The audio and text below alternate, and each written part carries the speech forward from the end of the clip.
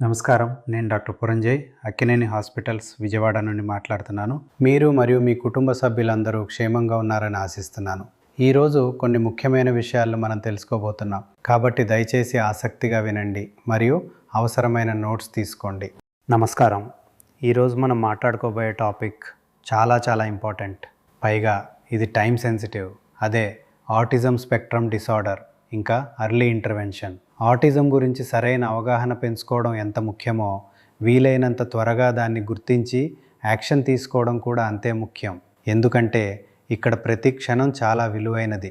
So late చేయకుండా ఈ విశ్లేషణలోకి వెళ్ళిపోదాం. ఓకే, ఈ విషయంలోకి మనం డీప్గా వెళ్దాం. 4 నుండి 5 సంవత్సరాలు ప్రపంచవ్యాప్తంగా ప్రతి 100 మంది పిల్లల్లో ఒకరికి ఆటిజం ఉంటుందని డాటా చెప్తుంటే, మన ఇండియాలో ఆటిజం ఉందని కన్ఫర్మ్ చేయడానికి సగటున పడుతున్న సమయం ఇది. అంటే పిల్లలకి 5 ఏళ్ళు వచ్చేదాకా అసలు సమస్య ఏంటో సరైన డయాగ్నోసిస్ జరగడం లేదు. వినడానికే చాలా షాకింగ్గా ఉంది కదా. అసలు ఇంత ఆలస్యం ఎందుకు జరుగుతోందో మనం ఖచ్చితంగా అర్థం చేసుకోవాలి. ఇక్కడ మనం గమనించాల్సిన అతిపెద్ద గ్యాప్ ఒకటి ఉంది. ఒక పక్క చూస్తే ఆటిజం ఎర్లీ సైన్స్ అనేవి 12 నుంచి 18 నెలల వయసులోనే చాలా స్పష్టంగా కనిపిస్తుంటాయి. పేరెంట్స్ కూడా ఆ టైంలో ఏదో తేడా ఉందే అని ఫీల్ అవుతూనే ఉంటారు. కానీ అఫీషియల్గా నిర్ధారణ జరగడానికి మాత్రం 4 లేదా 5 ఏళ్ల వరకు టైం పడుతుంది. అంటే లక్షణాలు మొదలైనప్పటి నుంచి డయాగ్నోసిస్ జరిగే మధ్యలో ఉన్న ఆ మోస్ట్ వాల్యుబుల్ టైం అంతా జస్ట్ అలా వేస్ట్ అయిపోతుంది అనమాట. ఇక్కడే అసలు ప్రమాదం స్టార్ట్ అవుతుంది. టైం అనేది ఒక టిక్కింగ్ క్లాక్ లాగా మారుతుంది. ఈ టైం వేస్ట్ కావడం ఎందుకంత ప్రమాదకరం అంటే, దీనికి ఆన్సర్ పీక్ న్యూరోప్లాస్టిసిటీ విండో. అంటే పిల్లలు పుట్టినప్పటి నుంచి 3 ఏళ్ళు వచ్చే వరకు వాళ్ళ బ్రెయిన్ చాలా ఫాస్ట్గా డెవలప్ అవుతుంది. ఏది నేర్పించినా వెంటనే క్యాచ్ చేసే అద్భుతమైన ఫేజ్ అది. ఈ టైంలో మనం ఇచ్చే సరైన సపోర్ట్ వాళ్ళ లైఫ్నే పూర్తిగా మార్చేస్తుంది. కానీ డయాగ్నోసిస్ లేట్ అయ్యే కొద్దీ మనం చేయగలిగేది తగ్గిపోతుంది. ఈ విండోలో మనం కోల్పోయే ప్రతి నెల తిరిగి తీసుకురాలేని ఎంతో విలువైన కాలాన్ని శాశ్వతంగా కోల్పోవడంతో సమానం. సరే, ఇంతకీ ఆటిజం స్పెక్ట్రమ్ అంటే ఏంటి, అసలు ఈ స్పెక్ట్రమ్ని ఎలా డిఫైన్ చేస్తారు అనేది ఇప్పుడు చూద్దాం. ఆటిజం స్పెక్ట్రమ్ డిజార్డర్ని మెయిన్గా 2 కోర్ డొమైన్స్లో మనం అబ్జర్వ్ చేయొచ్చు. ఫస్ట్ది సోషల్ కమ్యూనికేషన్ అండ్ ఇంటరాక్షన్.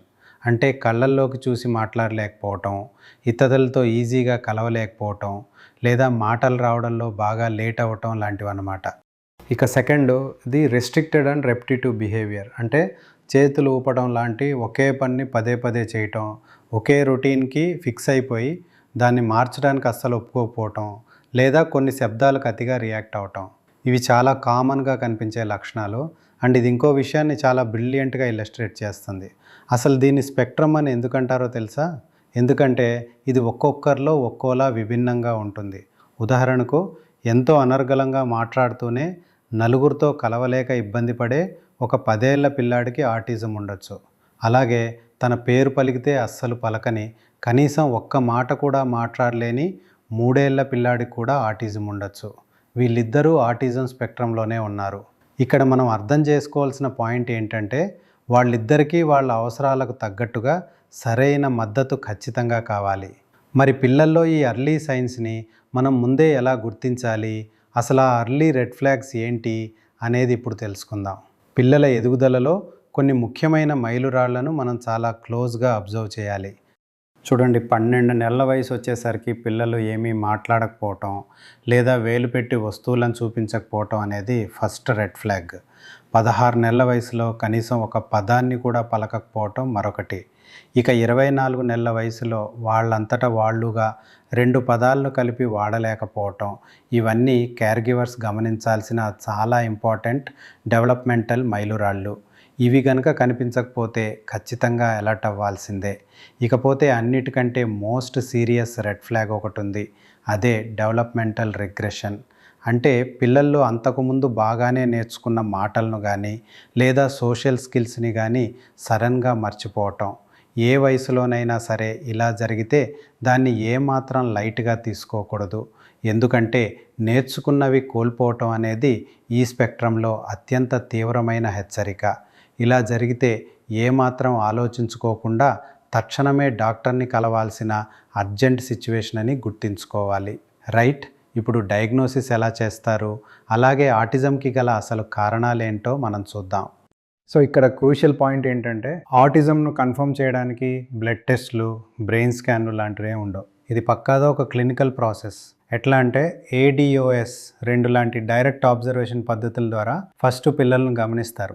తర్వాత ADIR ద్వారా పేరెంట్స్తో డీటెయిల్గా మాట్లాడి ఇన్ఫర్మేషన్ తీసుకుంటారు. అలాగే MChat లాంటి స్క్రీనింగ్ టూల్స్ కూడా వాడతారు. సో ఇది ఒక ప్రాపర్ స్ట్రక్చర్డ్ ప్రాసెస్ కాబట్టి డయాగ్నోసిస్ గురించి అనవసరంగా ఆందోళన చెందాల్సిన పనేం లేదు. మరి అసలు ఆటిజం ఎందుకు వస్తుంది?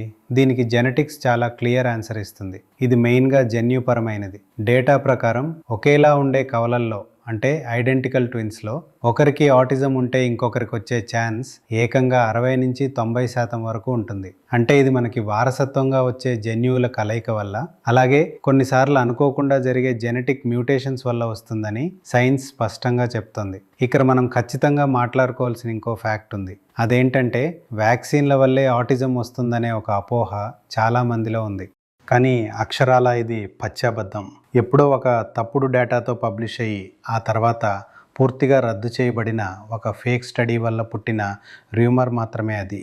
ప్రపంచవ్యాప్తంగా ఏకంగా 12 లక్షల మందికి పైగా పిల్లలపై జరిపిన భారీ స్టడీస్ అన్నీ ఒకే ఒక నిజాన్ని కన్ఫర్మ్ చేశాయి. అదేంటంటే వ్యాక్సిన్లకు ఆటిజంకు ఎటువంటి సంబంధం లేదు. అంతే, సైన్స్ అండ్ డేటా ఈ విషయంలో ఎంతో క్లియర్గా ఉన్నాయి. సరే, ఇప్పుడు ఒక పాజిటివ్ సైడ్కి వెళ్దాం. అదేంటంటే ఇంటర్వెన్షన్స్ దట్ వర్క్. అసలు ఏ థెరపీలు బాగా పనిచేస్తాయో ఇప్పుడు తెలుసుకుందాం. ఆటిజంకు పూర్తిగా నయం చేసే మెడిసిన్స్ లేకపోయినా ఎవిడెన్స్ బేస్డ్ ఇంటర్వెన్షన్స్ అంటే శాస్త్రీయంగా ప్రూవ్ అయిన థెరపీల ద్వారా పిల్లల లైఫ్లో అద్భుతమైన మార్పులు తీసుకురావచ్చు. ఎలాగంటే అర్లీ ఇంటెన్సివ్ బిహేవియరల్ ఇంటర్వెన్షన్స్ ద్వారా వాళ్ళ బాల బిహేవియర్ని, స్పీచ్ అండ్ లాంగ్వేజ్ థెరపీ ద్వారా మాటల్ని బాగా ఇంప్రూవ్ చేయొచ్చు. ఆక్యుపేషనల్ థెరపీ ఇస్తే వాళ్ళ రోజువారీ పనులు చాలా ఈజీ అయిపోతాయి. అన్నిటికంటే ముఖ్యంగా పేరెంట్ మీడియేటెడ్ థెరపీలు అంటే హానెన్, ESDM లాంటివి. ఇందులో ఇంట్లోనే పిల్లలకు ఎలా శిక్షణ ఇవ్వాలో పేరెంట్స్కే నేర్పిస్తారు. పిల్లలు ఎక్కువగా ఉండేది ఇంట్లోనే కాబట్టి ఈ పద్ధతి ద్వారా చాలా ఎక్సలెంట్ రిజల్ట్స్ వస్తాయి. ఇలాంటి సెన్సిటివ్ టైంలో ప్రాపర్ మెడికల్ గైడెన్స్ అనేది నిజంగా ఒక గేమ్ చేంజర్ అని చెప్పొచ్చు. For example, Akkineni multi speciality హాస్పిటల్కి చెందిన పీడియాట్రిషియన్ అండ్ నియోనేటాలజిస్ట్ డాక్టర్ పురంజయ్ గారు లాంటి నిపుణులు, వీరు పిల్లల డెవలప్మెంట్లో ముఖ్యంగా NICU కేర్ని, రెగ్యులర్ చైల్డ్ హెల్త్ని బ్యాలెన్స్ చేస్తూ ఎంతో సపోర్ట్ అందిస్తున్నారు. ఆటిజం జర్నీలో ఇలాంటి స్పెషలిస్ట్ గైడెన్స్ ఉండటం అనేది ఎంతో అవసరం. అక్కినేని హాస్పిటల్స్ వాళ్ళు చెప్పే ఒక పవర్ఫుల్ స్టేట్మెంట్ని మనం ఎప్పుడూ గుర్తుంచుకోవాలి. వెయిట్ అండ్ సీ విధానాన్ని మేము ఎప్పుడూ ఒక స్ట్రాటజీగా వాడము అని. పిల్లల ఎదుగుదలలో ఏమైనా తేడాలు కనిపిస్తే పోనీలే, వయసు పెరిగితే అవే సెట్ అవుతాయి కదా అని చూస్తూ కూర్చోవడం చాలా డేంజర్. ప్రాబ్లమ్ని ముందే పసిగట్టి ఇమ్మీడియట్గా డాక్టర్ని కలిసి ఆ ఇంటర్వెన్షన్ స్టార్ట్ చేయడమే మనం తీసుకోగల బెస్ట్ డిసిషన్. సో మనం ఈ విశ్లేషణ ఎండింగ్కి వచ్చేసాం. ముగించే ముందు ఒకసారి ఆలోచించండి. ఆటిజం విషయంలో మనం వేస్ట్ చేసే ప్రతి నెల తిరిగి తీసుకురాలేనిది అయినప్పుడు ఈ టైం మించిపోకముందే ఆ అర్లీ సైన్స్ని గుర్తించేలా మన చుట్టూ ఉన్న కమ్యూనిటీలను మనం ఎలా అలర్ట్ చేయగలం? ఈ ఇన్ఫర్మేషన్ని అందరికీ రీచ్ అయ్యేలా చేస్తే మనం ఖచ్చితంగా ఒక పెద్ద మార్పు తీసుకురాగలం. ఈ సెషన్తో ఈ టాపిక్పై మంచి అవగాహన వచ్చిందని అనుకుంటున్నాను.